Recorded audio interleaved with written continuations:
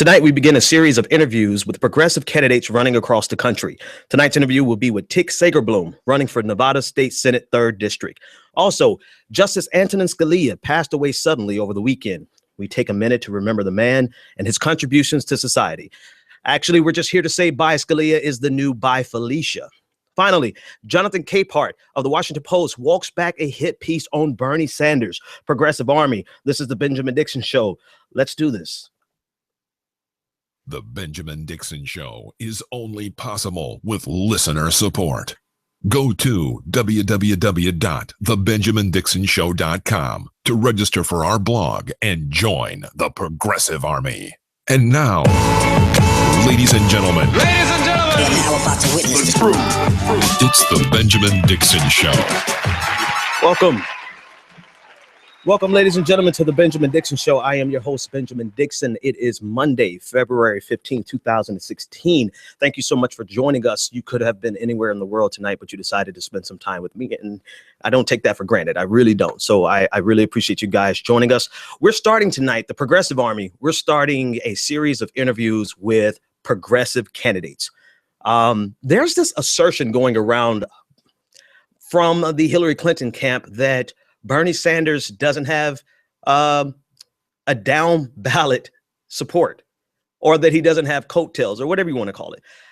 This is so far from the truth, which kind of aligns with a lot of other things, but that's not the point. The point is, once you start digging underneath the surface, you will find quite a few candidates who not only have progressivism in their own right, they are they are progressives in their own right. Sorry, somebody just sent me a message, and you know me, I will read them live on the air if I don't cut it off.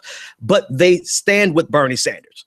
And so we're just going to start a series of interviews. We found, I believe there's almost 60. We may not get around to all 60, but we're sure going to try. And we want to promote them as much as we can after we talk with them. You will be the judge. I'm not telling you who to support. I'm going to bring them to you. We're going to have a conversation. And if you feel that they represent the progressive values that we promote and that you stand for, then I want you to put boots on the ground on social media and really spread the word about them, because we want not only to support them, but we want to support their support of Bernie Sanders, and more specifically, the support of a progressive movement.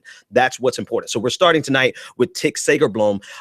He's running for State Senate, Nevada, the 3rd District, and he's going to be joining us momentarily. But before we do that, I want to thank you guys for, first, I want to thank Anoa Changa. She hosted the show on Thursday, and she did a hell of a job. I can't tell you how much it means to be able to not have to talk. I'm actually very grateful, because today was the first day I didn't have to take heavy medication for the oral surgery that I had. So it's been a great weekend. It's been a very eventful weekend for me. That, and we celebrated 6,000 subscribers on YouTube. So let me give us an applause for that, because our goal was 5,000 subscribers for our first year anniversary, which was last week.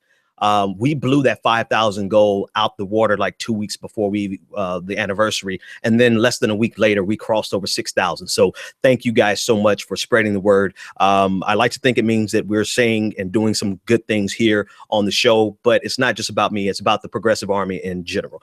All right. With all that being said, let's jump into the interview. I want to thank Tick Segerblom for joining me, and I'm filibustering for a moment so I can get his microphone on. Tick, thank you so much for joining me. How are you this evening? Great, thank you. Awesome. I want you to take a minute to introduce yourself a little bit to the candidate.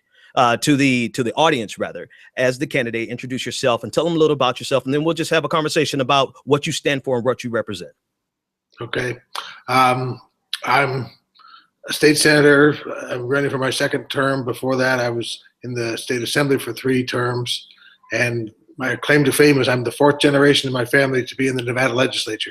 My great-grandfather, my grandmother, my mother, and I have all been in the Nevada legislature. Wow. So 4th generation, and you have been involved in politics. How long have you been actively engaged in politics in Nevada? I like to say I've had 3 political careers. I worked for President Carter when he actually wasn't in Nevada, but worked for President Carter when he was running for election back in the 70s, worked at the White House. And then when he lost, I kind of retired. I was head of the Democratic Party in Nevada, state chairman for 4 years in the early 90s when Bill Clinton was elected, and then retired. And then I came back on my own right in 2006, I guess it was, when I ran for the state legislature. Okay. So you've had a long career and you are a fourth generation politician there so let me just jump to something that jumps out to me. This campaign season seems to be more about anti-establishment, at least on the national level, right? Politics on the local level can be totally different. As a fourth generation politician, or someone active, let's give it that name. And considering your positions that you've held, particularly as the state Democratic chair, how would you cast your candidacy as a progressive? How are you not the establishment? Well, like they say about Bernie, he's been in the Congress for 20 years, but he's still not the establishment. And I think it really goes more to what your philosophy is, and if you look at your career, have you changed over time? Do you bend with the wind? Do you pick up whatever is most expedient at the time you're running, or are you consistent with your philosophy and you're able to hold that throughout your career? And I like to personally think I have done that, and obviously Senator Sanders has done the same thing, where he's been saying the same thing since the 60s. So consistency for you. Okay, let's unpack that a little bit. I agree with you. Consistency on a message of progressivism, I think is key. I agree with that 100%. How would you categorize the Democratic establishment that a lot of us young millennials fight against? How would you categorize that as being different than the establishment that you were a part of? Even though you may still hold true to these progressive values, how would we delineate between those two? Well, I think everybody in their political career, you try to be as pure as you can until there comes a point in your life when basically you sell your soul for power. And I think the Democratic establishment is basically sold out to Goldman Sachs, sold out to the pharmaceutical industries. I mean, at all levels, we basically just bought into them or let them buy into us. And that's really due to Citizens United and the way campaign finance works. So if you want to get elected, you need to raise that money. And where's the money? It's with the corporations. It's funny you should say that, because just as you were saying that, one of our moderators in the chat room said that not being owned. That's the definition of anti-establishment, is someone who is not owned by special interests. And it sounds like, even though you've been active in politics in Nevada for a very long time, your family has been there for a very long time, you are not owned by any special interest. Would that be a fair assessment? I would hope that's true. But again, given the way politics works and the fact you have to raise money to be in politics, there are always going to be certain people that if they call you up, you're going to return their phone calls. If they ask you to come meet with them, you're going to meet with them. If you have a fundraiser, you're going to call them up and ask them to come to your fundraiser. So I can't say I'm as pure as Senator Sanders. I would like to have 3 million donors that I could reach out to $27 a person, but that's not reality at my level. Okay. Hey, I can, you know what? That is, transparency is very, very helpful. Let me dig in something else. One thing I found that was very interesting is that you really came out in support for Bernie Sanders long before anyone thought he had a chance. I found way back, actually, let me be true, my producer found way back in June of 2015 that you actually endorsed or supported Bernie Sanders. And this is before anyone gave him a snowball's chance in hell. Help me to understand why you believed in him so early on and came out for him so early. Yeah, and actually, if you look back, I reached out to him in the fall of 2014. And when he came to a convention here in Las Vegas in November 2014, I held an event for him. So I've been doing presidential politics, I said, since President Carter. And I understand how it works. And basically, there's different people out there, but you always need two people. And knowing the Clintons and knowing how moderate they are, I guess is the best way to describe them, I knew that, or at least I hoped there would be a progressive alternative to them. I was looking around. Elizabeth Warren was making noise, but it looked like she wasn't going to do it. I could see Bernie was actually looking out there and seeing if she's not going to run, then there's a vacuum, a void, and he was looking at running. So I reached out to him, stayed in touch with him, and I was happy to join in with him, because the reality is, Clinton had everybody and their uncle already lined up in Nevada and all around the country. So if I jumped on that ship, it wasn't going to make any difference. And I think that if we don't start to the left in the Democratic Party, you end up so far to the right that there's no point. There's really no dime's worth of difference between the parties. And that's the problem with the Clintons. They are middle of the road to start with. Then they start negotiating, and before you know it, you've negotiated away everything. You just said something that I say on my show all the time, is that coming from the left, we actually have to come from the left.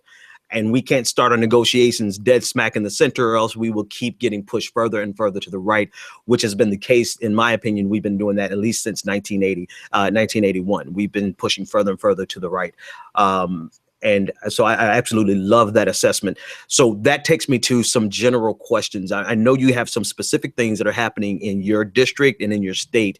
And before we get into those specific things, tell us, what is a progressive to you? Because there seems to be this outstanding question of whether there is even such a thing as a progressive. Is Hillary Clinton a progressive, or are we just socialists? There's a lot in the mainstream media that is trying to obfuscate the definition of progressivism. So what is progressive to you? I think at its core, it's that government has a role, and that we should be proud of government. And as Bernie says, basically look to Sweden, look to Denmark, look to Norway as a model where we don't eat up people as part of some capitalist system, but we think that the goal of government is to make sure that people are protected, people are promoted, and then to the extent that we can have a progressive economy too, then that's fine. But you don't leave people behind. You don't leave people in the streets. You don't leave them without health insurance or family leave or any things that we don't have that other countries have. And that's what's so encouraging about Senator Sanders, the fact that, number one, he's willing to say the word socialism, even though he doesn't mean the socialism most people think about. But the reality is government has a role, and we as Americans have never really bought into that basically since the 30s. And we need to get back to that point. I became of age in the 60s. And back then, we all thought that socialism was around the corner. We were all set to do all these things. And then Bobby Kennedy was killed, and the rest of everything kind of fell to the wayside. But even when I worked for President Carter, he was all set to do national health insurance. Right. But then with Reagan, we just took a step back, and we went the opposite direction for so long. But now we're back to the point. And the other thing about it is President Obama, which in my opinion is the best president in history, has gotten us to the point where we now can talk about socialism. We've gotten the basics with having Obamacare there. We have the basics. So now it's where do we try to go from here? And that's why we should shoot for the moon. To try to do it incrementally at this point, to me, is ridiculous. Let's just lay it all out there. Obama's got us to this point. Now let's go to the next step, which is basically national health care. Get rid of Wall Street, get all these things that Bernie's talking about. That's the next logical step. Okay, so let's talk about Nevada specifically. What's going on in your particular? I'm sorry, that's a phone. Not a problem. Okay, we're good. Okay, great. It stopped. So tell me about Nevada. What are some of the looming issues that are really important to your constituency? Well, we have minimum wage we're trying to increase. We have criminal justice reform. We have just a terrible tax structure that ideally we can change. Our school system is totally overwhelmed. So we are just in the very backwaters as far as progressiveness. If you look at most lists, we're number 50 or 49 worst as far as progressive issues. But we are so close to California. We have so much of California's similarities. It's just we're on the verge of totally flipping the state. We just have to hang in there tough. That's where the presidential campaign really helps us, because it brings energy, it brings enthusiasm, it registers voters that hopefully we can use to make the whole state progressive. Absolutely. And I think that's one of the main reasons, because if there's going to be a nationwide progressive movement, it has to exist on the state level. It has to exist in the state house, not just in Congress, not just in the Senate, not just in the White House, and not just on the court. It has to exist on the state level. And that's why I think it's really important for us to bring focus and shine a light on progressive Democrats that are supporting Bernie Sanders. And you know what? And I want to make this distinction. It's not just about Bernie Sanders as much as it's what he stands for.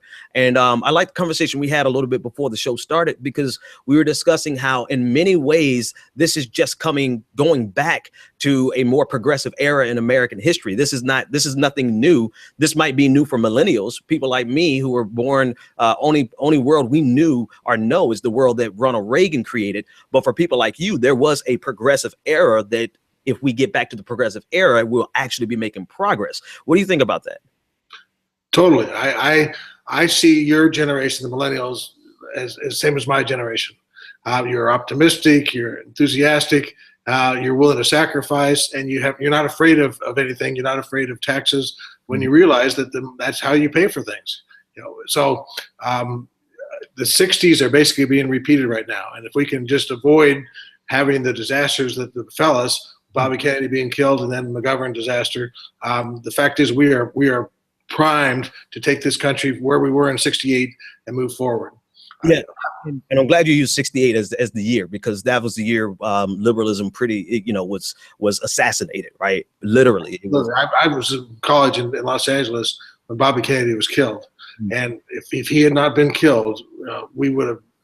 The last 50 years wouldn't have happened. We were all set to go forward, and with his death, unfortunately, things went backwards. And now we're coming back to that point, and we're all relying upon your generation to take it from here. Now, there's one aspect of the 60s that we absolutely don't want to go back to.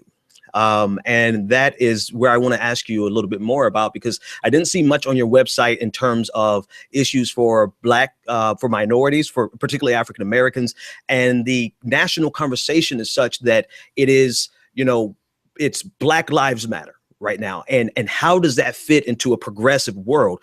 Can it fit? Is there natural alliances between what Black Lives Matter stands for and what Bernie Sanders stands for? So I want to ask you, as a person who is a progressive, and you want to get back to the Bobby Kennedy style progressivism, which he was progressive even on, and especially in his later years, they were progressive on civil rights.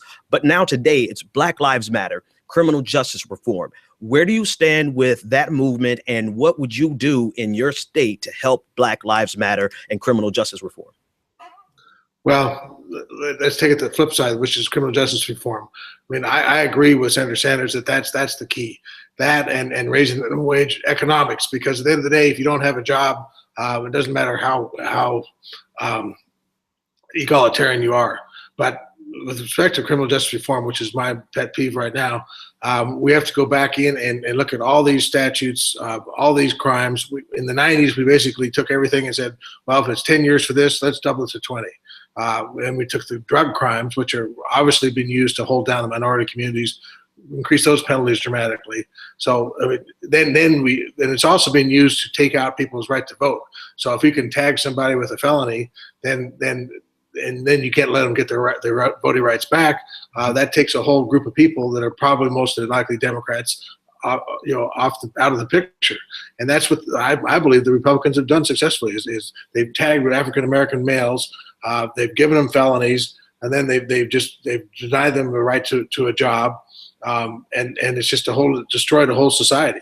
So we have to go back, take those felonies off, pardon people or whatever it takes to get their records clean, allow them to be able to vote again, and then raise the minimum wage, provide public sector jobs so everybody has a job, and then you have a right to say to somebody, okay, look, you can't just sit around. If you want to work, you have a right to work. There's a place here for you. Back in the 60s, we had CETA programs, which actually the government said, here's a job for you. Humphrey Hawkins, which was a legislation passed back then, said the goal of the government is to make sure everybody has a job. Whatever happened to that? Now it's like throw people out there.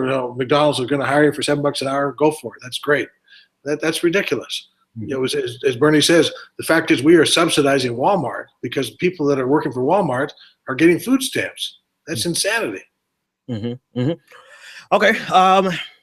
Let me. So much to unpack there, and I know we wanted to do about 15 minutes. Do you have about 5 more minutes? I've got all night. Okay, let's listen. To be able to talk to people of your generation about what I've seen and encourage you to keep going forward. You can talk to me forever. Okay, so I think we should have a very useful conversation here on something. And perhaps it's, you know what, I have to use you as a proxy for Bernie Sanders, because the next question I'm going to ask you would be something I would ask Bernie Sanders. And if you can't answer it, that's perfectly fine. I understand. Can you see why everything that you just said, even though it's 100% accurate, and I agree with you, can you see how that language may not resonate with African Americans? And the reason I ask that is because there is a concerted effort to push this idea that progressives, particularly Bernie Sanders style progressives, can't connect with African Americans. And as I hear you talk, I can connect with it because I understand the economic importance. But can you see how what you just said may not resonate with some African Americans that we really need to reach on behalf of progressivism? Yes, and at the end of the day, you know, my background, growing up in a white community, I'll never probably be able to relate that much. Yeah. But the fact is, you know, we're coming from different worlds, but we're trying to address the same issue. And you know, to the extent that I can help that, I'll do that. But at the end of the day, having me represent the Black community, the African American community, that's not realistic. We need to have an African American represent the African American. We need to have a Latino represent the Latino community, and that's part of our job, is to pass the mantle to those people to be the leaders. But to the extent that I'm here right now, I'm going to have to say what I have to say, and hopefully promote those ideas. Tick, I actually really like that answer. I'm going to be honest with you. All jokes aside, I'm not blowing smoke up your ass. I really like that answer because you're honest and transparent in the sense that even if you tried, you would not be an effective communicator for African-American issues. You could join a solidarity with us, but it's best represented by someone who understands it naturally. And I don't think that there's any better way to it. For instance, as much as I can identify with women's rights, it's just better to have a woman speak on women's rights because they understand it from a level that we as men just can't do it. So I don't have any qualm with that answer whatsoever, and I actually rather appreciate it. So, you know, since you answered that so well, there's so many other things that I could ask you. But before I do that, I want you to tell my audience how they can support you. If they like what they've heard, and they're going to decide for themselves if they're going to hit the internet and support you and promote you, what can they do to help you out the most? Well, the reality is I have a very Democratic district, so I'm pretty much elected. So what I need is help in Nevada, both with Bernie, and then we need to make sure that we get the state Senate back. We're one vote short as far as Democratic control. Okay. If we win that one seat and people in Nevada can figure out which seat that is, then I'll be head of the Judiciary Committee. I can promote these criminal justice reform bills. I can promote marijuana, things that we're doing to make Nevada better, more like California, and more like a progressive place it could be. Okay. So tell us, where is that race? Who is that? Who should we have on next? We can come and support you, but you're saying you're really advocating for others. What race should we be looking at in Nevada?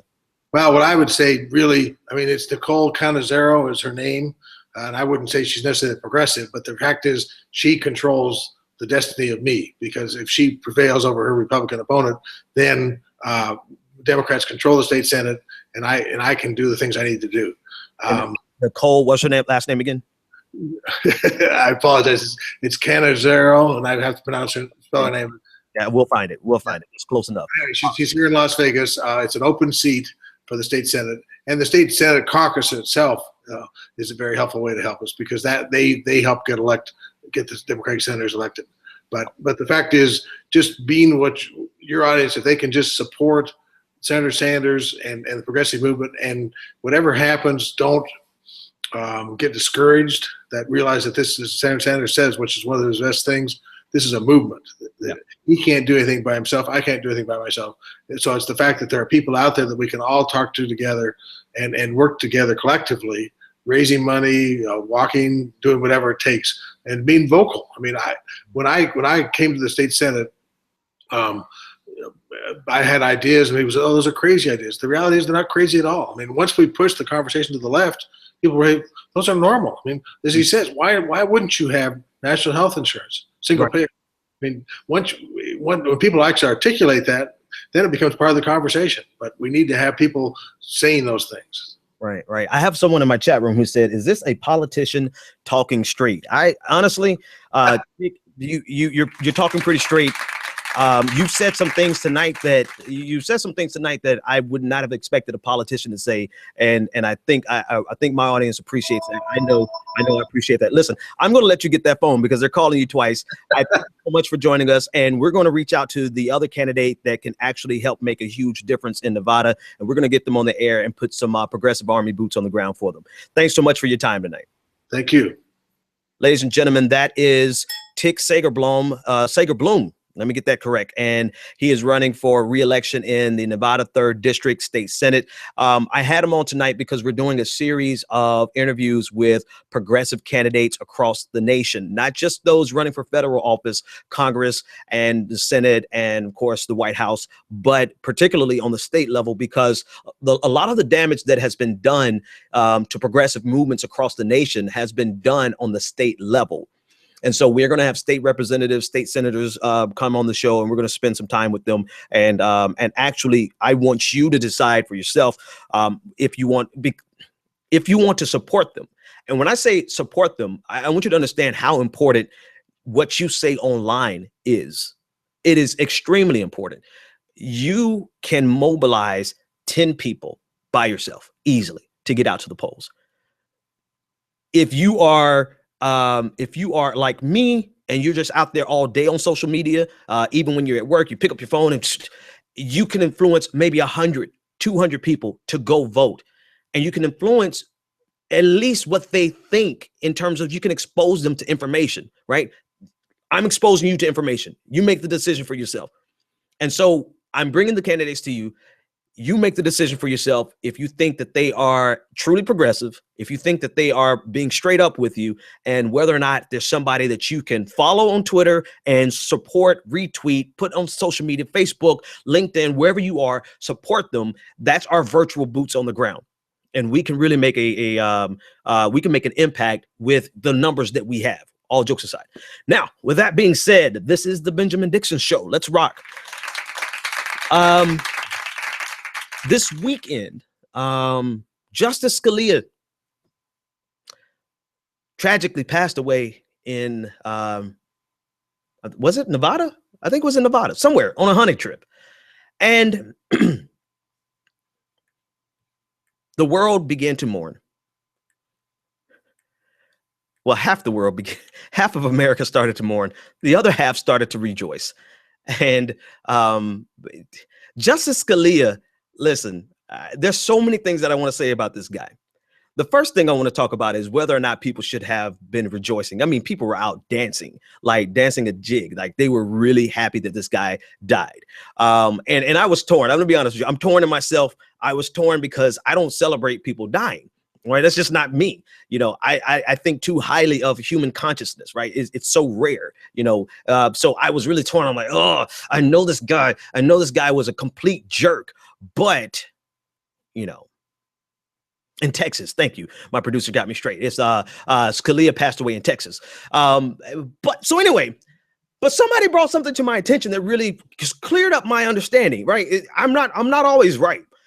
There was an article that I read about Margaret Thatcher when she died, and it really put into context that a person who has a public persona, one that, and not only a persona, but has had impact on the lives of millions of people, and a negative impact on the lives of millions of people. They are a public persona. We have no obligation to give deference to the fact that they are dead, because now they're dead. It actually presents an opportunity for something good to happen. That was the first article that changed my mind. And then there was a tweet that came around. My homegirl, April Rain, she retweeted this guy who said, "It's funny, the only people we talk bad about after they're dead is unarmed black kids." I will applaud that tweet myself. So with that being said, I stand corrected, because I was trying to do this, you know, and I was being true to myself, because I don't really celebrate people dying. But I do celebrate the opportunity for something good to happen, and for a person who has had a very negative influence over America to now no longer have that type of influence over America.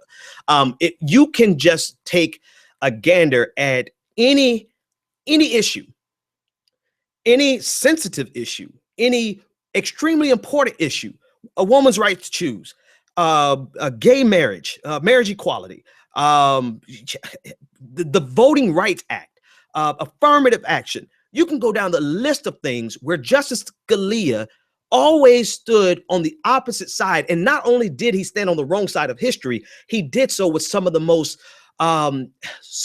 vitriolic language, and wrapped it in his intellect, because he was an intellectually brilliant guy.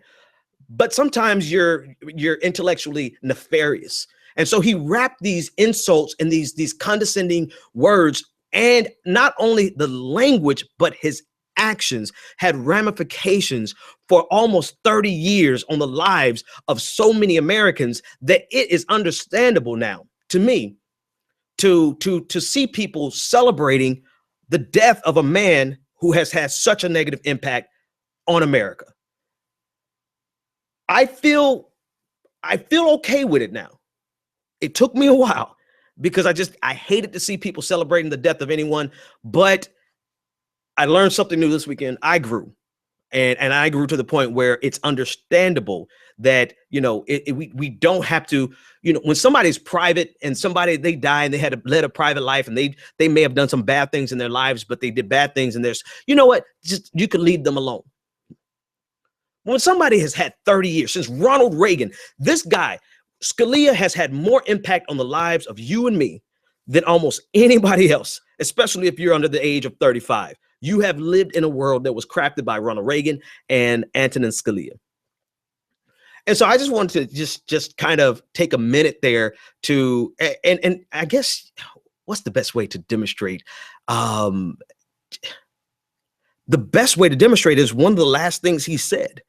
Right? His last thing that he said about on the case of affirmative action, dealing with this young lady who was suing because she did not get accepted into the school of choice. And then he brought up that he believes that African Americans would do better at less elite schools, less vigorous schools, insinuating, taking a piece of evidence, taking a piece of research, rather, a controversial piece of research.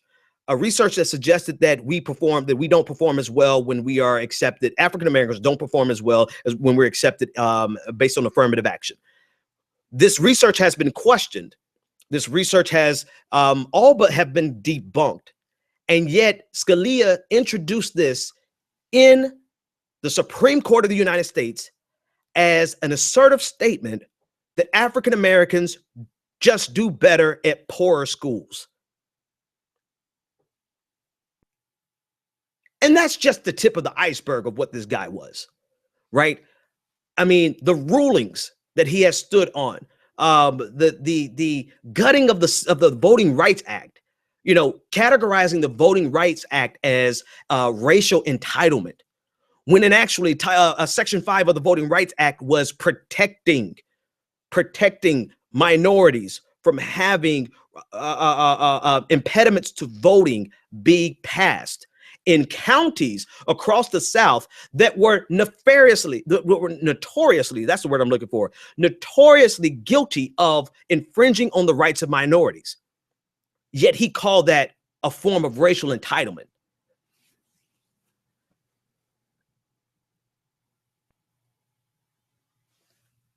I mean, take your pick. I don't think, let me move on. Here's the other thing. The fact that Republicans have politicized this man's death before his body was probably removed out of the hotel room.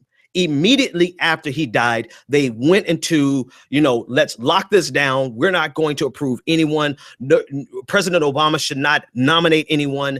And we want to wait till the next election.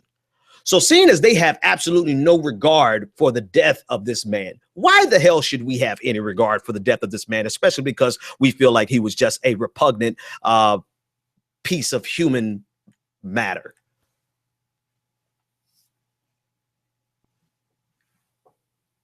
And so I guess I've come full circle. I'm just having a conversation with you guys because I was on the opposite side of the fence on Saturday. I'm like, let's at least give it 24 hours before people start dancing and cheering and rejoicing. But when go and read some of his quotes, go and read some of the things that this guy not only said, but what he actually did. And you realize that the world is going to be a better place now that he's gone. And I don't think there'll be anything else more unifying. And this might be a gift to whoever. It is a gift. Let's just be real. It is a gift to whoever wins the nomination if Republicans do not approve President Obama's nomination. That's going to be the greatest unifying force for progressives and people who consider themselves to be Democrats. Because one, if they are that intransigent that they are going to just disregard their responsibility, their duty to carry out their constitutional duty simply because they want the opportunity to the chance, one, to fight back against President Obama, but then two, to avoid this seat being replaced by a progressive or a liberal. That's going to drive numbers. That's going to make this a record turnout. Yes, they'll probably drive some conservatives there too, but I think there would be no greater example of a reason to go out and vote if the Republican Congress, and I'm sorry, the Republican Senate rather, they refuse to approve anybody that President Obama sends. Now there's a short list that's going around of who may actually get the nod, and there's absolutely no excuse in terms of time. There are examples of election year candidates, election year nominees being approved by the Senate. So it is not without precedent. They're making up this. This is just something for them to oppose President Obama on. That's it. That's the totality of it. They have no regard for a functioning government. Republicans have already proven that they're willing to shut the entire government down because they cannot get their way. And this is why, more so now than ever, we need a ground up political revolution that's going to replace them on the state level and on the federal level. It has to be both. Let's grab this caller. Caller, you're live on the air. What's your name, comment, and a question? Hey, Ben, it's Bryce. How's everything? Bryce, everything is great, man. Thanks so much for calling. What's on your mind? Well, just to the Young Turks and Cynic had somebody felt that would work for both Republicans and Democrats. I forgot the guy's name. I'll check again. I'll let you know later. But obviously, they're not going to approve anything Obama will want to propose in terms of a replacement. And we might have to sit the next 10 months until the president for us to get a new Senate person. And the Senate was saying that, we have a chance to make things really progressive because either we're going to have a chance to have a progressive president and a progressive Senate and not, the other way around, where if we get progressive Senate with a progressive president, then we will be able to continue to bring a progressive revolution and continue to change. But if we get a conservative president or a conservative Senate, well, the same thing is going to happen. So we need to go out and vote. We need to go out and make sure Bernie wins and get, continue the progressive situation. But I agree with you about Obama that they're not going to do that. They're going to definitely just order speed to the fire in the sense of not allowing it. And I don't know if he has any executive action where he can go over the Senate and the Congress, but it's going to be very interesting the next 10 months. It definitely is. This is going to, thanks so much for the call, Bryce.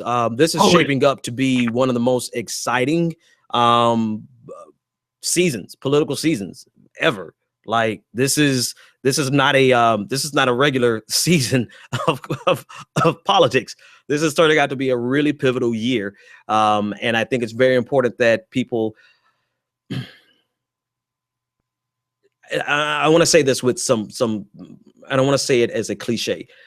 It's very important that the people who actually take the time to listen to shows like this, it's very important that people like you who are obviously going to vote, go out and put light a fire underneath the butts of people you know that may not vote. And then inspire a conversation with them about why it's important that we vote for progressives and not just any old candidate. I think those two things are the most important thing that every one of you listening live and every one of you who are listening after the fact, it's not about just you going out and vote.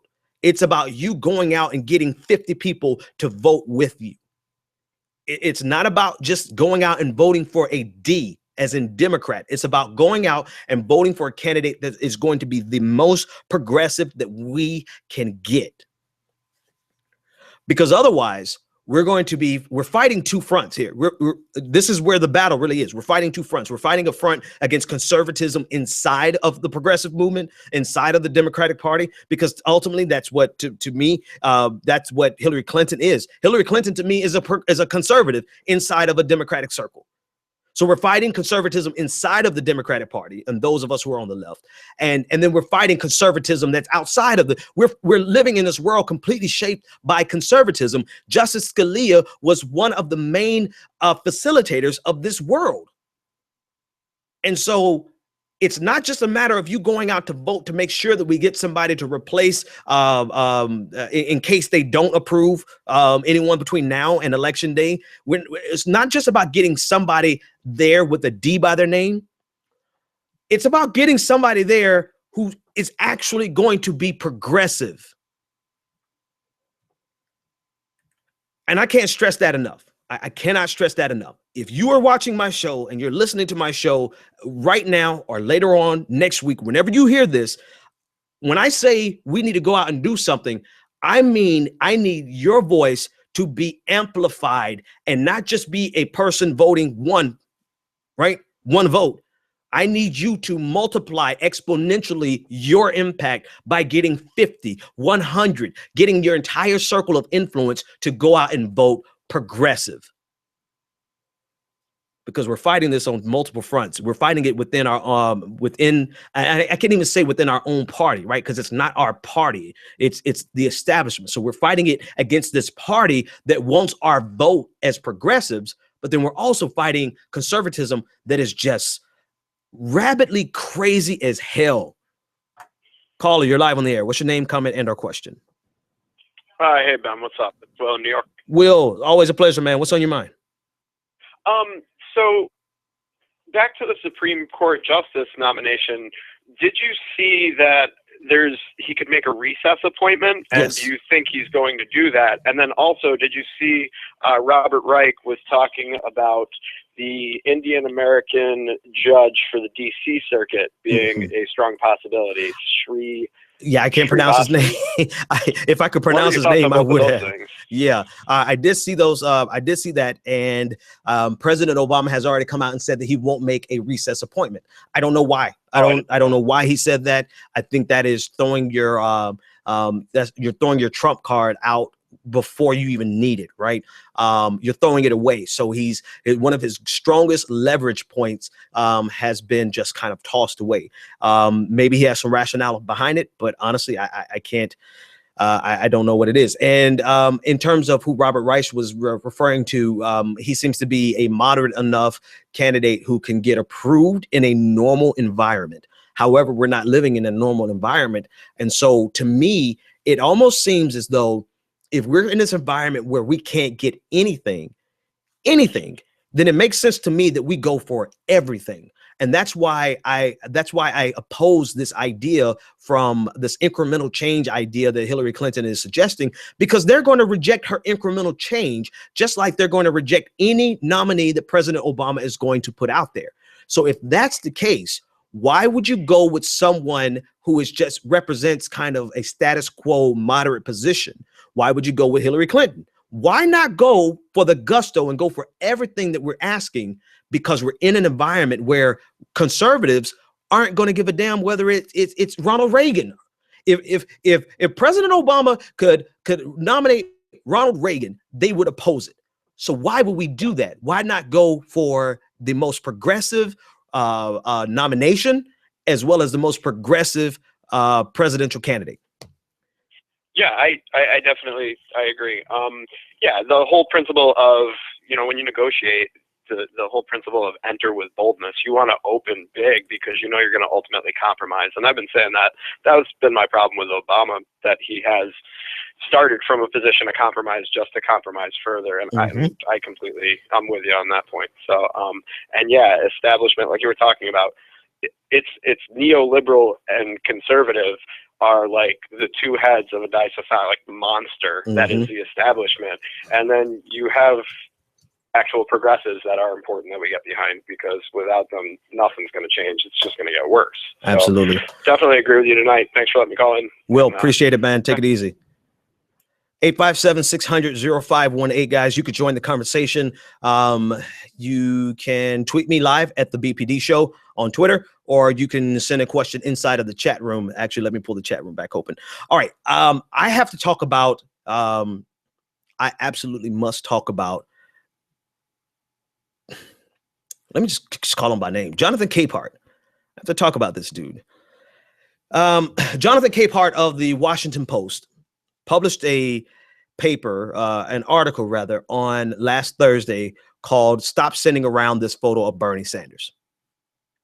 And this is not the photo that we've been telling everyone to stop sending around, right? There's a photo of Martin Luther King marching in Selma, and there's this white tall guy with glasses who's just to the right of King and maybe 10 rows back, and people are circulating that, saying that that's Bernie Sanders, and the Bernie Sanders camp has already said this is not us. And so we have advocated the same. We've said, listen, stop sending that picture around. That is not Bernie Sanders. Jonathan Capehart has said that the picture of this tall young man with glasses at the University of Chicago staging a sit-in against segregated housing, that is not Bernie Sanders. How can I say it?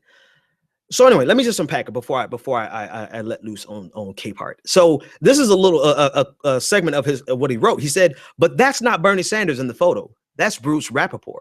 Classmates of the two men started raising concerns about the discrepancy last year. According to Time, four of University of Chicago alumni told the magazine in November that they believed the man to be Rappaport, also a student activist who died in 2006. At the time of the story, the photo was still captioned as Bernie Sanders in the University of Chicago's photo drive, but the picture's caption has since changed. Now, here's the problem. Jonathan Capehart took this recollection from two of Bernie Sanders' classmates and ran with this assertion that the guy in the picture is not Bernie Sanders. He didn't just go with a discrepancy in archives. He didn't just go with the fact that his name was listed in the archives, and he didn't go with the fact that, you know, that this could be some type of error in terms of the professional archivers who actually did this, right? He went from a moral high ground perspective. And this is what he wrote. He said, for a candidate who garnered 92% of New Hampshire Democratic voters, who said the most important trait for a candidate was that he or she be honest, the least his campaign could do is remove that photo from its Tumblr feed and stop physically placing him where he existed only in spirit. So it's not just that he's saying that this was, side note, this whole thing has been debunked, but I'm just gonna show you the problem with his logic in the first place, and then we'll go with the debunking.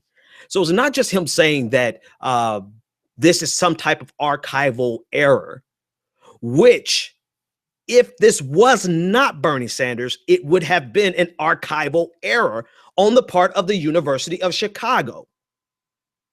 Notwithstanding the fact that I'm sure Bernie Sanders can recognize himself from college, right? Let's just put that there, right? But if there was an error, it would have been on the side of the University of Chicago. But instead of walking this as a journalist, he decides to spin this as a hit piece on Sanders's character, which has been this has been the motive. This has been the entire idea. The way that they have attacked Sanders has always been about maligning his character and his integrity.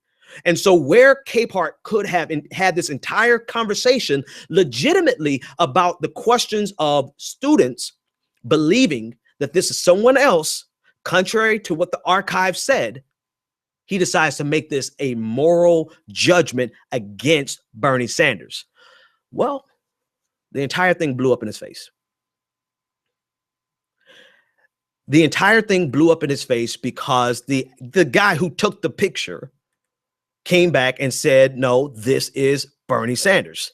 This is Bernie Sanders. I took pictures of him before. I took pictures of him afterwards. This is Bernie Sanders. And so now I'm talking about Jonathan Capehart, instead of retracting the original story, he added simply a he said, she said conversation, that this is confusing because they said this, the school said that, and all this other foolishness. But to add to this, anyone online who has questioned Jonathan Capehart about this, he's blocked him on Twitter.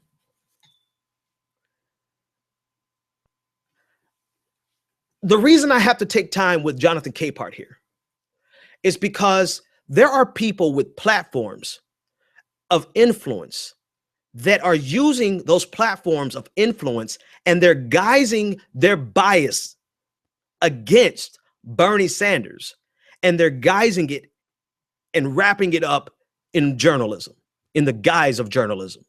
They are using their platforms to attack the character of Bernie Sanders, and they're trying to wrap it in this bow of being unbiased and just reporting, right? It's as ridiculous as Bill O'Reilly saying this is the no spin zone, when in actuality, there's so much spin there that we have vertigo.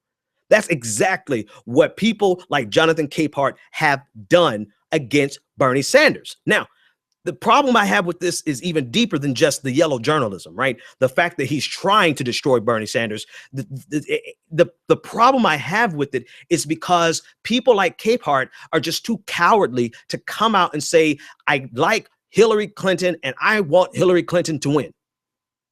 Instead, what they do is, I'm not biased, but Bernie Sanders is such a bad character.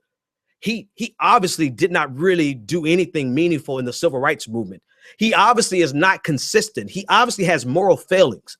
And so what they do is, because they're too cowardly to endorse Hillary Clinton and to fall on the side of Hillary Clinton, they instead attack Bernie Sanders. I've been saying this for the longest, and you have a lot of black journalists who are doing this, and they're using their position of influence and political power to try to usher the black vote into the hands of Hillary Clinton, not by endorsing Hillary Clinton, but by trying to destroy the character and the consistency and the history of Bernie Sanders. And it's not just Jonathan Capehart. It's not just Jonathan Capehart. I'm not quite ready to call the names of actually, I called them last week. Joy Reid. She's doing the same damn thing. What's the Goldie Taylor? She's doing the same thing. It's the folks over there, This Week in Blackness. Not all of them, but 1/3 of them they're doing the same thing, where they're not openly endorsing Hillary Clinton. Instead, they're just attacking Bernie Sanders. And the problem I have with this the most is that they are doing a disservice to the black community. They're doing a disservice to America as a whole, right? But because of the influence that they have over the black community, it's a greater disservice right to the black community, because it's preventing us from having very necessary conversations about income inequality. It's preventing us from having conversations about the economic root of racism. It's not allowing us to move into a place where we actually can address some of the most prevalent problems in the black community, all because they want to pretend as though they're not biased, and they just attack Bernie Sanders, when if they would just go and support Hillary Clinton, be transparent about their support of Hillary Clinton, like I am transparent about my support of Bernie Sanders, then we could just have a competition of ideas. But instead, they engage in yellow journalism. They engage in the guise of being unbiased when they are everything but unbiased. And they're like sheep to the slaughter, ushering their followers into the hands of Hillary Clinton, to the detriment of the Black community and America as a whole. So this hit piece from Jonathan Capehart is just a continuation in the same MO. He wrote a piece maybe 3 weeks ago about how much Black people love Hillary Clinton, how much Black people are just in love with Bill Clinton. And we just love him so much. And we don't really care about what Bernie Sanders, you see what kind of foolishness, right? We don't, instead of exposing or having a meaningful conversation about what Hillary Clinton was doing in the 60s versus what Bernie Sanders was doing in the 60s. You have Black journalists out there just so enamored with power, so enamored with the political establishment as it is, because they have been successful in the political establishment as it is, that they are sacrificing the greater good for their own community in exchange for supporting the status quo. That's what we're up against. So that's why, and I tell you, I talked about this on the Majority Report today with Michael Brooks. That is why, as a person that is in media, I'm a commentator, I'm not a journalist, but that's why I'm still very transparent. You go to my Twitter page and you see Feel the Burn. I'm very transparent because there needs to be conversations about the economic disparity that is affecting middle-class Americans across the nation, but it's exacerbated in Black communities. And the fact that you have these so-called journalists doing the bidding, like, I can handle it if you just say, listen, I like Hillary Clinton. This is why I like Hillary Clinton. This is why I think she's better. This is why I think she's better than Bernie Sanders. But they don't have the wherewithal to do that, so they just attack Bernie Sanders. Not only are they poor journalists, but they're cowards. Caller, you're live on the air. What's your name, comment, and a question? Hey, what's going on, Ben? It's JP. These hit pieces drive me crazy to the point where I don't even almost want to watch MSNBC to watch Chris Matthews do it, let alone watch Black people do it as they try to push this South Carolina vote or this minority vote issue that's really just driving me batty. Joyanne Reeves, I mean, Don Lemon, you got Van, you got Donna Brazile, and them now trying to play like they're not partisan, like we didn't know 2 weeks ago that y'all were for Hillary. Now all of a sudden y'all just partisan. Yeah. You know, my thing is this is why this election is going to be so funny. This is truly the establishment against the new wave. And it's funny that I never thought it would come to this. I always thought the establishment just had it locked. But I am seeing now that they are scared to death. And it was something that Tick said. Tick said that he didn't say that Bobby Kennedy was killed because of his views. But in reality, if you think about it, him and King died the same year. Both of them pushing the same thing, pushing economic populism, saying that we have to do something about the poor, the left out, and the drizzled on, and yet and still both of them end up dead. Now, exactly. I'm not real big on conspiracy theory, but I will say that the last thing that I'll say is, and I don't want to get off journalism, but you can see the same thing happen with what John Lewis did. And I'm gonna get off the phone and I'm gonna let you jump in, and I'll listen to what you got to say on the backside. Thanks so much for the call, man. Listen, to me, it's not a conspiracy. It's not a conspiracy whatsoever. Listen, if there was a reason that you would expect King to have been killed, it would have been racism. That would be the expectation, right? But the Civil Rights Act and the Voting Rights Act, they were passed in 1964 and 1965, respectively.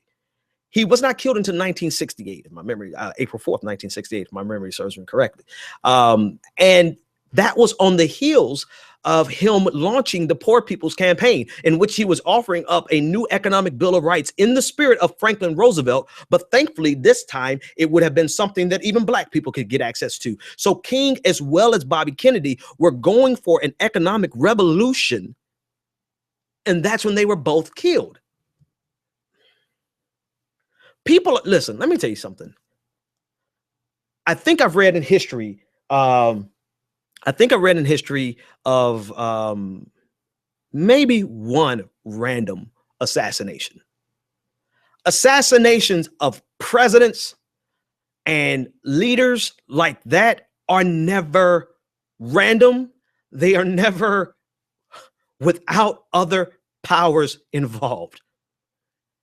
Dr. King posed an existential threat to the status quo economically and politically. So did Bobby Kennedy. And in 1968, liberalism died. That's what Tick was talking about. It died. Actually, I mean, the nation went in a totally different direction. And finally, you have a resurrection of progressivism, of genuine progressivism, not the Democratic Leadership Council version of progressivism, but actual progressivism. And the establishment is going batshit crazy. And they are attacking Bernie Sanders, and they're attacking his character when there's absolutely nothing in his history, if you're hung up on his NRA vote, fine, you've got something. But there's nothing else in Bernie Sanders' history that you can use to impugn his character whatsoever. Yet they try to do it anyway. And they're using people in influential positions in the Black community. And the reason I'm harping on the Black community so much, because do you realize that this election is this primary is hinging on the Black vote? Because without the Black vote in South Carolina, Hillary Clinton doesn't stand a chance.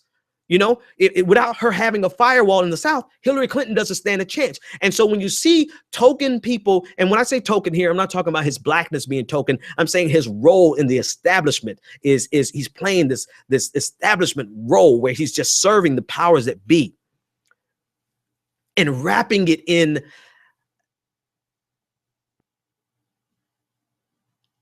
something that he wants us to think is journalism, and publishing it in the Washington Post at this level with that many people he's influencing. They're using people like Jonathan Capehart and Joy Ann Reid, who won't come out and just be honest and say, I like Hillary, I don't like Bernie. So that people can measure their statements in the proper context. Instead, what they want you to believe is, I am an unbiased journalist. I don't support either one of them. I'm just reporting the news. And Bernie Sanders, that's not a picture of Bernie Sanders.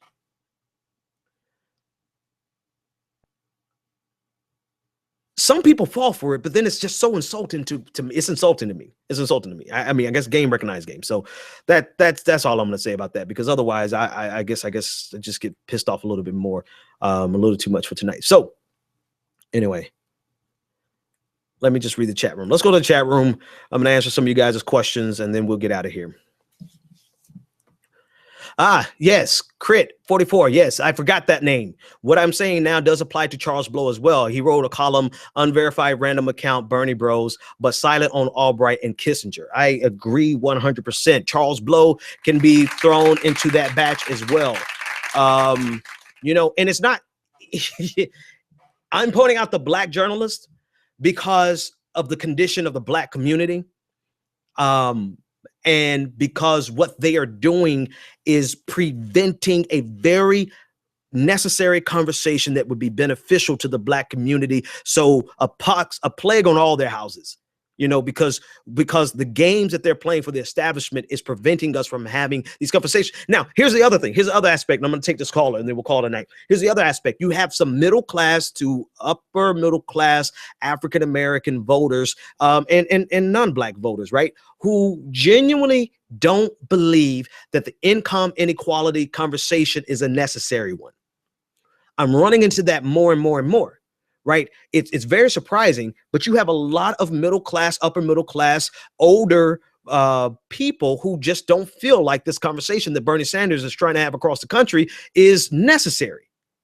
And it dawned on me, if you are a baby boomer retired, you're likely retired with a pension. Do you realize that most of us today will not ever see a pension?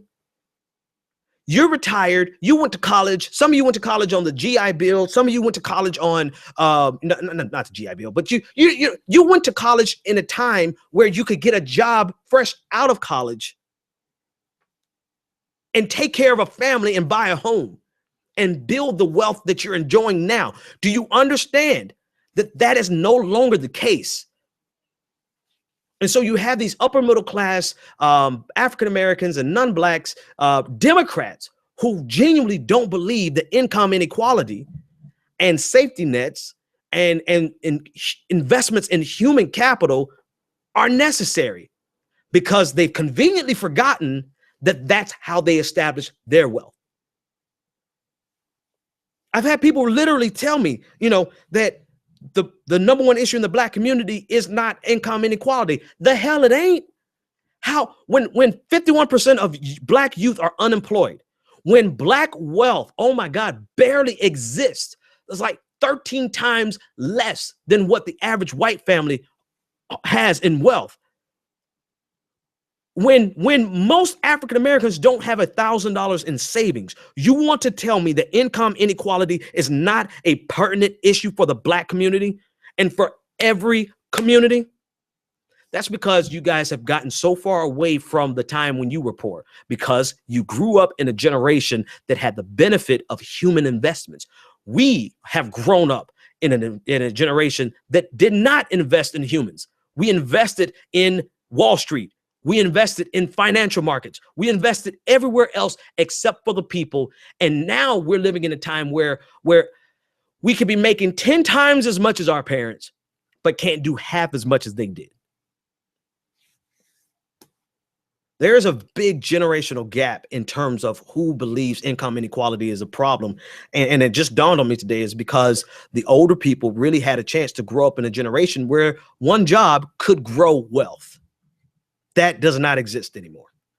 Caller, you're live on the air. What's your name, comment, or question? Hi, it's John. John, my man from Mississippi. What's going on, man? Hey, I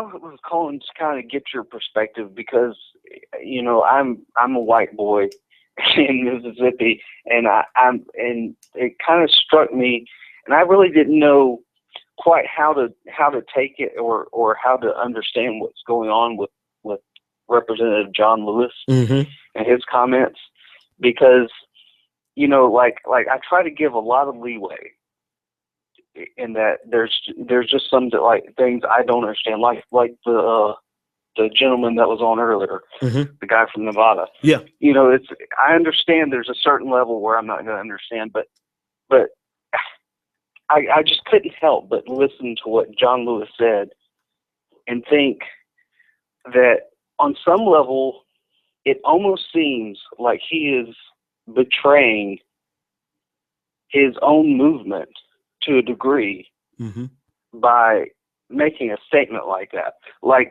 If you didn't if you were in the 60s when things were hot and segregation was an issue, and you're somebody like Bernie Sanders, and you didn't get on John Lewis's radar, well, then your efforts didn't count. Right.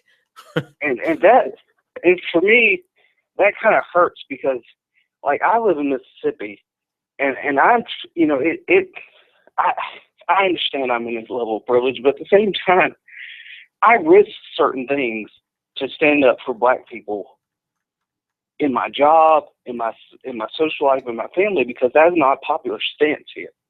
And it worries me when I don't know. Well, I know. Let me help you out. When I hear somebody say something like that, So let me help you out. One, I appreciate your I appreciate the fact that you're taking your time and choosing your words as carefully as you can with regard to an issue that I agree with you on. But if you said it the wrong way, people could easily manipulate what you're trying to say, right? Thank you for being careful with your words, because we live in a time where people would not care about your sentiment and would more likely try to destroy you if you said the wrong thing about John Lewis because you are white. So I pulled that out and I mentioned that first because it may be, to me, it's a necessary evil for our white allies to definitely choose your words as carefully as you can, because there are some black people who are not our allies who will manipulate what you have said. Even though your sentiment is 100% spot on, they will manipulate what you said to silence you and to stifle the conversation. Now, that being said, John Lewis, I'll say what you can't say. John Lewis has become comfortable in the status quo. He has become successful in the Democratic establishment. He owes a lot of his late in life success and sustenance to the Democratic Party, right? He is maintained on, this is his life. You know, he is not going, in 2008, he endorsed Hillary Clinton first before he changed his mind because of the backlash and then supported Barack Obama. It becomes more of a conversation about, are you in or are you out? Less of a conversation about, are you black or are you white?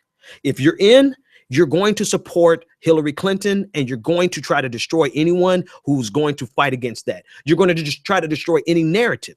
And particularly, they have to target Bernie Sanders' civil rights record, because his record is so pristine compared to that of Hillary Clinton in the 60s. Right. But it doesn't matter. It doesn't matter that he's black. It doesn't matter that Bernie Sanders is white. All that matters is that John Lewis is on the inside of the Democratic establishment, and he has a vested interest in protecting the Democratic establishment. That's just how it goes. Donna Brazile, she's in the, I mean, they really want us to believe that they're not partisan. They are a part of the Democratic establishment. So are they selling out their people? They're selling out progressivism.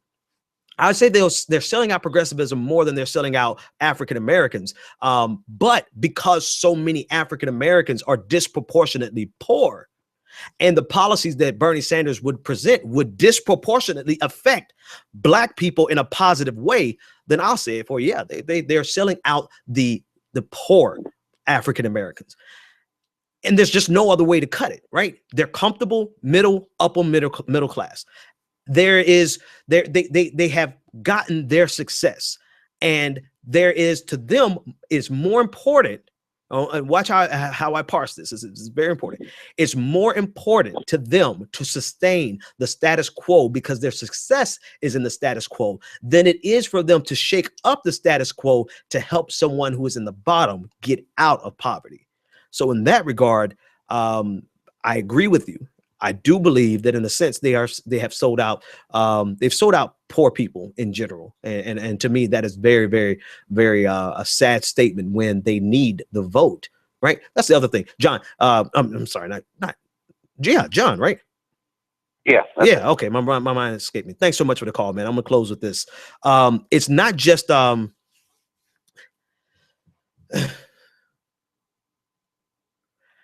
you get to a point of success where you're no longer, let me start that whole sentence over. I want to start here. I know what it's like to grow up poor.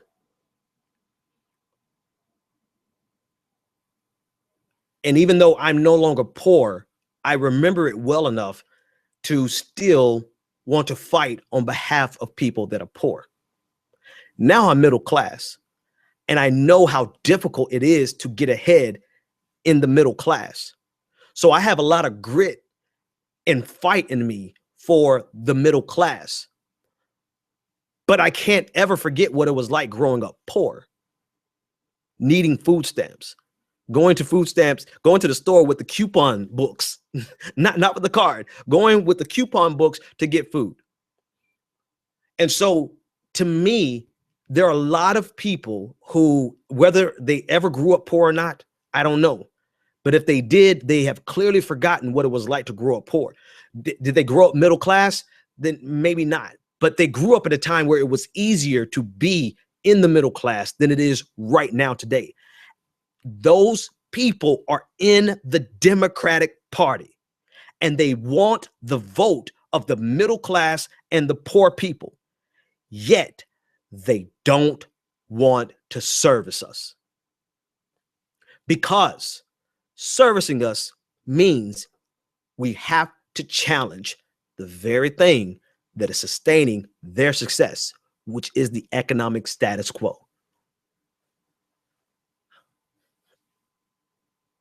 I want to make a prediction.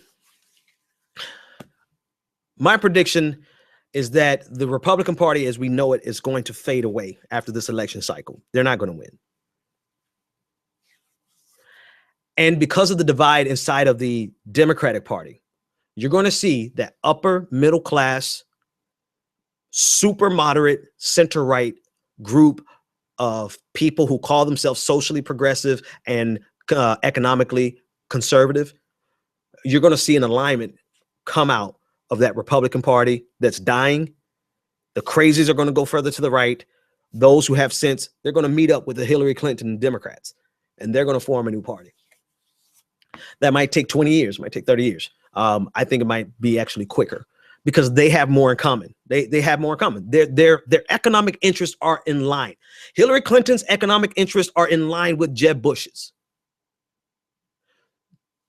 Some black voters who are socially progressive, but they're economically conservative, and they've made their money. They're old. They're sitting on their money. They're good to go. They are no more interested in helping. Not all of them. Some of them are no more interested in helping people who are struggling in poverty and people who are struggling in the middle class with actual policies. I'm not talking about rhetoric. I mean things that will really change that paradigm. They're not interested in doing that. They're interested in protecting the status quo. And so therefore they have become conservatives. And I think they're going to find in the next generation, you're going to find those people moving closer to Republicans and forming a new party over on the right, because it's just not tenable anymore. The progressive movement has changed. It is kicked off in earnest, and they are drawing the line, and they're showing us that they don't want us to be progressive. They just want our votes. And we're like, who do you really think we are? You really think we're going to allow you to continue being progressive in name only and implementing economic policies that are detrimental to the middle class and the poor, working poor, and still get our vote? 2016, that's over. That's over. You're either going to be progressive and help and pass policies, or you're not. Folks, this is the Benjamin Dixon Show. Thanks so much for joining me. There's a video I'm getting ready to tweet. It's about, as it got sent to me by Solomon. I'm about to send out this tweet about the endorsement of Bernie Sanders by Harry Belafonte. And here's a quote for it. Harry Belafonte said, "I'm here to see what of the Democratic Party is left worth salvaging." So I'm going to send that out. I want you guys to watch that. It was 15 minutes long. I wanted to do it tonight, but obviously we're not going to do 15 minutes at this point. We have 6,000 subscribers. Thank you guys so much. We want to make the goal by the end of the primaries. By when the primary is over, the convention is usually in June. Let's get 4,000 more subscribers on YouTube and on Spreaker. Let's hit 10,000 across the board. You guys can make that happen. Become a Patreon. Go and become a patron. Go to www. Anyway, my announcer say it. My announcer says all that. I'll see you guys tomorrow.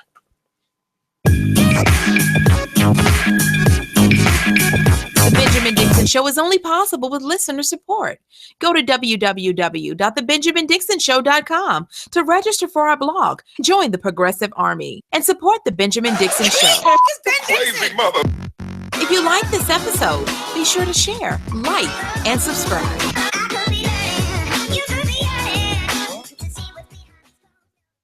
Consider becoming a Patreon. Go to www.patreon.com/the BPD Show and support The Benjamin Dixon Show.